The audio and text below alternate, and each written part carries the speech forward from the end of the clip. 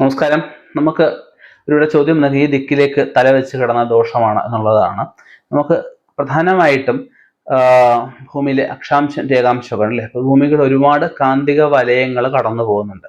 ആ കാന്തിക വലയങ്ങൾ മനുഷ്യനെ സ്വാധീനിക്കുന്നതായിട്ട് സയന്റിഫിക്കായിട്ട് പറയാൻ പറ്റും. ഇത് നമുക്ക് കിഴക്ക് നിന്നും പടിഞ്ഞാട്ട് പോകുന്നുണ്ട്, തെക്ക് നിന്നും വടക്കോട്ട് പോകുന്നതുകൊണ്ട്, നമുക്ക് വിദിക്കായിട്ട് പോകുന്നുണ്ട്. അങ്ങനെ പല രീതിയിൽ ദിക്കല്ലാതെ പോകുന്ന അവസ്ഥകളൊക്കെ ഉണ്ട്. അപ്പൊ നമുക്ക് പ്രധാനമായിട്ട് ഒരാൾ ഉറങ്ങുന്ന സമയത്ത് നമുക്ക് കിഴക്കോട്ട് ആകാം, കിഴക്കോട്ട് തലവെച്ച് കിടക്കാം.